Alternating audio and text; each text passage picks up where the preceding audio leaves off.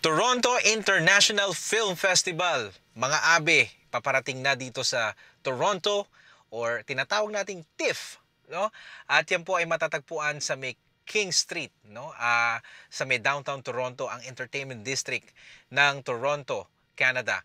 At sa lahat po ng ating mga kaabe na sumusubaybay ng Toronto International Film Festival, hindi lamang dito sa Toronto, pati sa anumang panig ng mundo, na ang iba po ay nagta-travel pa para makita lamang ang mga paborito nilang artista at mauna sa panonood ng mga pelikula na talaga namang gustong-gusto nilang mapanood.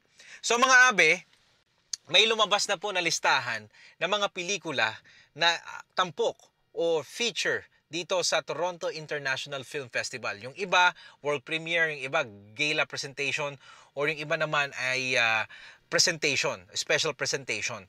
So, yung mga list po ng artista na sasabihin ko ngayon, yan po ay hindi 100% na pupunta dito. Yan po ay mga tinatawag na 90% pa lang. May 10% na margin of error dyan.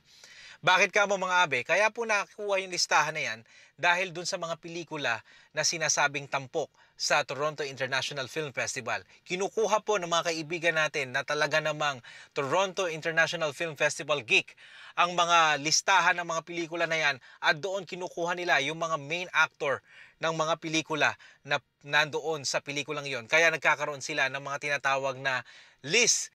So ngayon, i-share ko po yan sa inyo mga abe at paalala po uli, hindi po ito 100% pero 90% na maaaring dumalo ang mga artista na yon.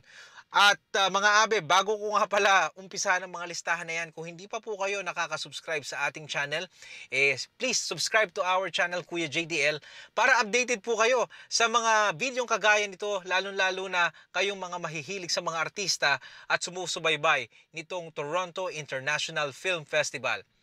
This year po, medyo extra special dahil ika 50th anniversary ng Toronto Film Fest.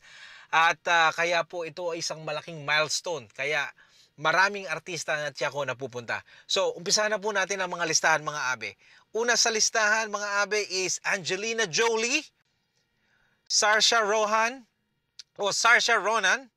Keanu Reeves, Matthew McConaughey, Channing Tatum, Chris Evans, Mila Kunis, Daniel Craig, Josh O'Connor, Glenn Close, Brendan Fraser, Ralph Fiennes, Michael Coel, Ian McKellen, Jessica Gunning, John Malkovich, Aaron Taylor Johnson, Theo James, Elizabeth Olsen, Miles Teller, Al Pacino, and Vince Vaughn.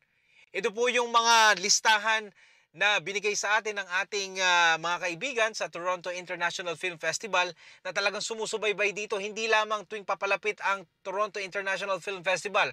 Kahit off-season, nakatutok sila dito sa listahang ito at sila po yung mga tinatawag natin na movie geek at talaga namang super fan ng mga artista.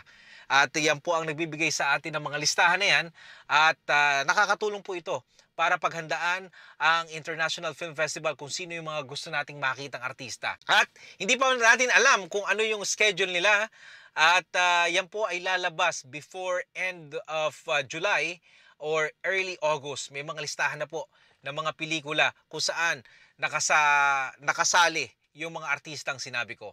So mula po dito sa Toronto, ako po ang inyong lingkod, Kuya JDL, at nagpapasalamat po sa inyong pakikinig at panonood. Best regards, Kuya JDL. Maraming salamat po.